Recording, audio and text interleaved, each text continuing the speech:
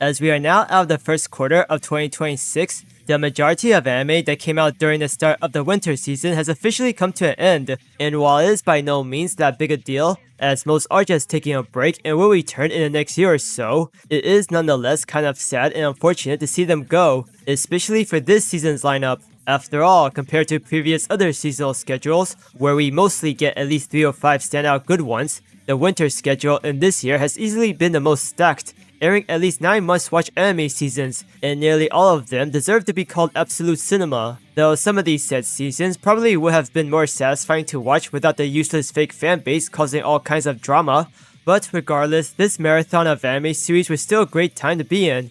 And before we are flooded with more episodes of the spring 2026 anime seasons, I couldn't help but wanting to look back and find out which among the 9 winter anime seasons was the best. So without any other delay, welcome to Animeco 9000, a channel where we talk about anime, manga, and other types of media related content. And within this video, I'll be ranking the top 9 anime seasons in winter 2026. Also, if you want to hear more of the contents I mentioned earlier, then please subscribe to my channel and hit that notify bell. Alright, so before starting with the actual list, I do want to go over 2 honorary mentions. The first one is mostly live action, but it's also considered to be the best live action anime adaptation to date. And as you can already guess, I'm referring to the second season of live action One Piece. However, besides the numerous Easter eggs of the main series, as well as some recapturing of its most iconic moments, there are plenty of reasons as to why this season became a global hit. One, of course, is a choice of casting, and same as season 1, the actors have once again been on point when portraying their respective characters. Not only that, I do like how the live action versions were given a bit more depth. Not like they didn't have any in the original series, but here it's more noticeable, and especially through the various interactions that were shown between certain characters. What's more, the extra cameos of Brook and Bartolomeo was a nice touch, and having to incorporate them a bit early into the story really makes it feel that their very presence was truly there from the start. Let's also not forget about this season's world building, as it shows just how much the series' overall setting has further expanded, even presenting much bigger challenges for the main cast to face. And with bigger challenges, it also means more intense and complex fight choreography, as was the case of Zoro facing against the 100 Agents of Baroque Works, which I think we can all agree is the best fight sequence that this series has offered thus far. Frankly speaking, it's almost impossible to hate this live action series. Now as for the second honorary mention, this one is an anime series, but right now it has only shown 1 episode. You all know it as JoJo's Bizarre Adventure Steel Ball Run, and despite having 1 episode thus far, it did manage to earn itself a 9.7 rating upon its release, which is honestly insane. However, not too surprising as the first episode did leave a very strong impression.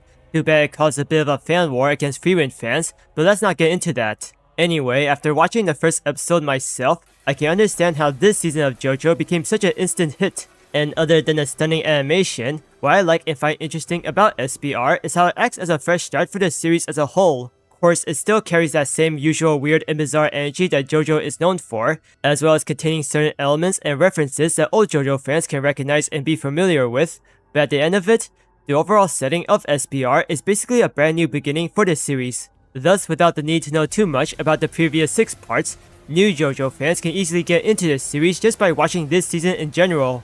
So, in a sense, it was a great way to get more people attracted to JoJo again. Along with that, I also like the racing element within SBR, and without having to read the manga first, the events here does feel like I'm watching an actual race. What's more, with so many new characters showcasing their own unique skills and strange abilities, there's a lot of twists and turns that make every outcome a bit unpredictable. One issue I have here is how we have to wait till fall to get the rest of the episodes, but it's better than nothing.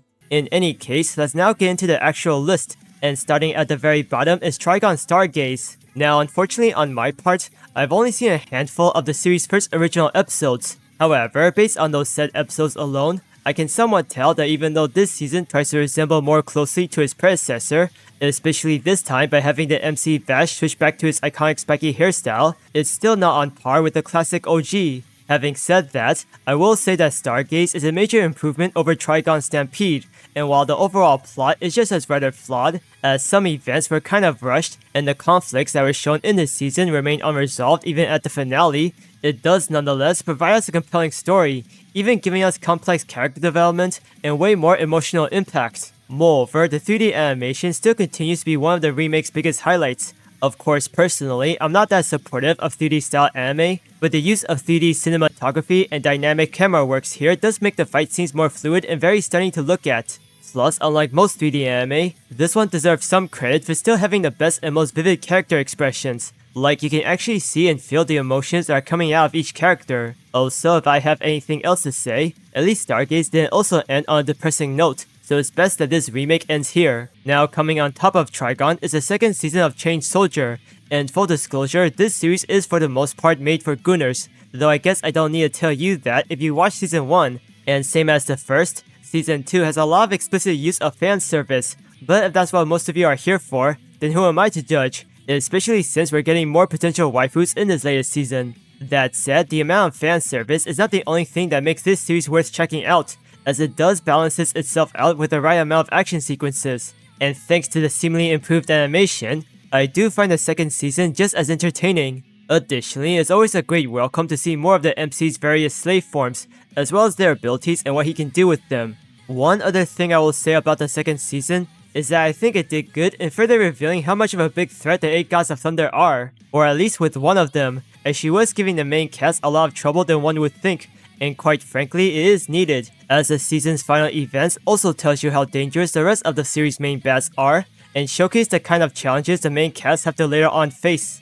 Plus, much like what happened between the two MCs, Kyoka and Yuki, during the season's final battle, we do see some interesting power-ups, and I'm always curious to see what other abilities the characters can do. Still, I get that this series is not for everyone, but trust me, it's way better than most harem anime series. Anyhow, ranking above Chained Soldier is the second season of My Hero Vigilante, and I'll be honest, while I am glad that My Hero continued in some way, this spin-off series wasn't resonating with me that much. I mean, season 2 was still enjoyable to watch, but I did find the first half of it a bit slow, especially how a couple of the first few episodes felt like non-important side quests. Nevertheless, my issues with this season is rather minor, and while some scenes from the manga were cut or replaced, I did like how others were extended.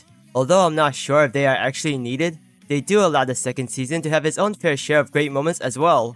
Some of which is in the School Days arc, or as I like to call it, Eraserhead's past arc, and including some surprisingly good fight scenes as well as animation. I'm glad the anime was also able to capture that same emotional impact that would act as a turning point to Eraserhead's life. Plus, seeing the character again in his own separate story arc was a great treat. Another great treat is the other side characters getting some well-deserved extra screen time, though it's not much and they all mostly appeared in the Sky Egg arc, but seeing them all come together to prevent the tower from falling was still nice. Moreover, I like that we got some backstory and character growth of Captain Celebrity. It really shows that he is a complex character.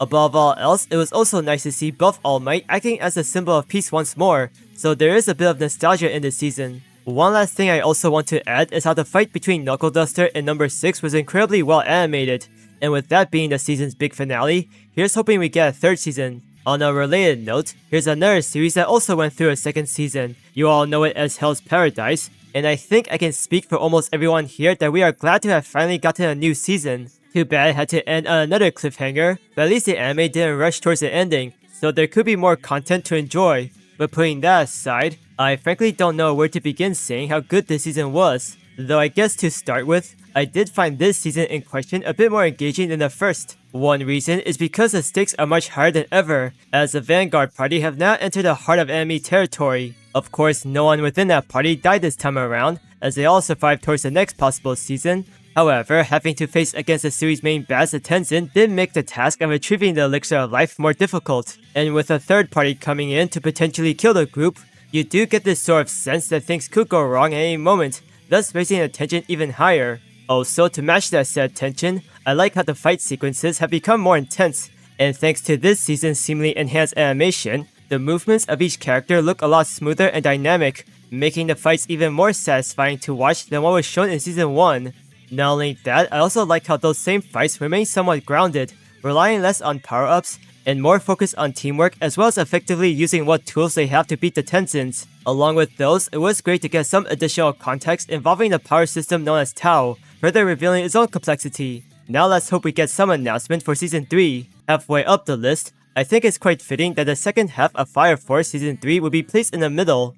I mean, all things considering, given how this part of the season had to adapt the rest of the 100 chapters from the manga, I'm glad it didn't turn out as bad as I thought it'd be. At the very least, the overall pacing of part 2 didn't feel all that rushed, and thankfully, the anime still retained that same level of eye-catching visuals and amazing sound effects, giving us the final arc's best moments without too much trouble. However, including some scenes where the animation was looking a bit static, I can't place the season any higher than this, because even though I don't mind the change of certain events in the anime, I'm not that keen on how they had to cut a lot of the manga's content.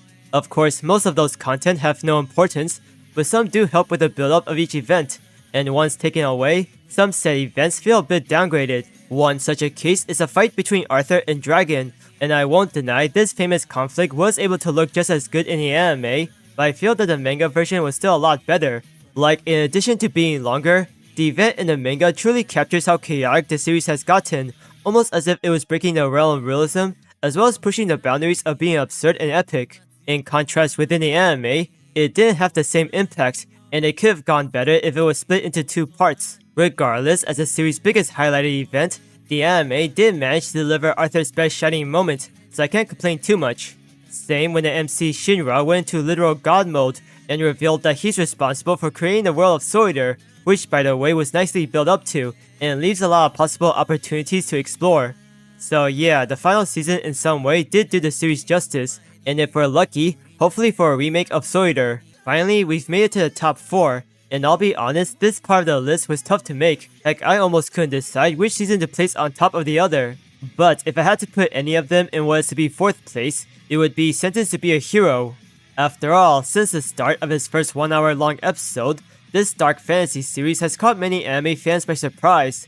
And what made the series stick out more is that compared to most anime series that involve a hero and goddess, this one has a unique and fresh take on the idea. In the case of the hero Xylo and the goddess Terrorita, instead of a master and servant kind of relationship, theirs is more like an equal partnership, as they try to look out for each other. And with this partnership, we do get some enjoyable moments where we see the two working together in order to survive and fight in a world that's practically against them. Alongside that, we also get this great outlook of how being a hero is no different than being a criminal. Like, it tells you what you need to know and how twisted this series verse is. More so when it's further revealed how humanity is in a dire situation, as they have to rely on these people who are also forced to fight against a demonic plague. However, at the same time, it does make the various characters who are branded as heroes very interesting, and as we are introduced to more of them, as well as knowing each of their crimes a lot better, we also learn that their circumstance as being heroes is a bit more complicated. Additionally, I also find the story highly compelling,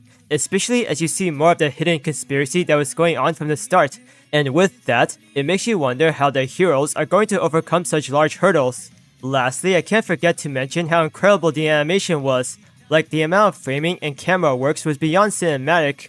Plus, it felt like a much needed remedy after watching 3rd season of One Frame Man. Honestly, the only reason I don't have this any higher is merely due to a subjective standpoint, in which case, I'm not that big into dark fantasy genres. Moving on to what is 3rd place, I'm giving it to the 2nd season of Frieren, though I guess I could have ranked it slightly higher, as the latest season was just as good as the first, but I think I gave it a pretty fair placement, considering how short said season was. Still, despite the 2nd season only airing 10 episodes, it greatly makes up for it by having the same strong storytelling and narrative. What's more, with the inclusion of having to see the main trio again, as well as Himmel, we also got some nice moments in this season as well. One is the introduction of the hero of the South, who surprisingly became a far more interesting character than he was supposed to, and another involves seeing the ever-growing trust between Fern and Stark. Plus, along with those moments, we also got ones where the anime would once again extend or add new scenes that was not shown in the manga. Personally, I find it oddly hilarious that the anime even extended the most minor scenes, like Frieren's infamous tantrum moment. However, if that also means seeing more of the season's best works in animation, as well as those that will highlight the stunning and beautiful background colors within the series, then of course I shouldn't complain. That goes especially true when the same animation would go hard and deliver the most fluid and cinematic fight sequences. For instance, the event involving the Demon Revolte, which was easily the best fight the series has shown thus far. Moreover, I did like some of the character moments that were shown during that event as well, like Methalde, who managed to hold her own against one demon, and Stark, who has shown impressive growth and pulled up at the end of the fight. The only issue I have is how the season had to end right when it was about to enter its best arc, but luckily we don't have to wait too long, and it will be worth it. Anyway, for the series that takes 2nd place, this one might feel a bit controversial, especially when it's on top of Frieren. but for the most part, I feel that Fate Strange Fake deserves to be this high, and while my reasoning is partially due to biased opinion, it's mainly because of this season's outstanding animation style, jaw-dropping action sequences, a plethora of unique characters, and fire soundtrack. However, is it the best Fate series released thus far? Maybe not, but I would argue that it's on the same level as Fate Zero, so it's definitely worth watching. Not only that, I also find the setting of Strange Fake to be just as captivating, and compared to the Holy Grail War in previous other Fate series, this true and fake Holy Grail War feels like it's on a much grander scale, and you can tell by looking at the summoned servants, with most of them either being gods or demigods, or literal concepts. Also, with other irregulars running around, the battles in this series would be much bigger. Moreover, it wouldn't be a Fate series without its own fair share of shock factors, and with big ones like Gilgamesh being the first servant to get taken out of the Holy Grail War, it really gives you a different perspective of the war itself, and that is not to be taken lightly. In addition to those, I personally enjoy seeing Richard Lionheart on screen. In fact, he might have become one of my favorite servants in the franchise, and I definitely enjoyed that one Easter egg where some events within Fate Zero are readapted in the season finale. Honestly, out of every other winter anime season, this one I really hope that a second season comes out soon. At last, we reached the #1 spot, and the season that takes this spot is none other than part 1 of JJK The Calling Game. Now, unfortunately, this season of JJK did suffer from an annoying amount of the fake fanbase, with a lot of them revealing to have horrible reading comprehension.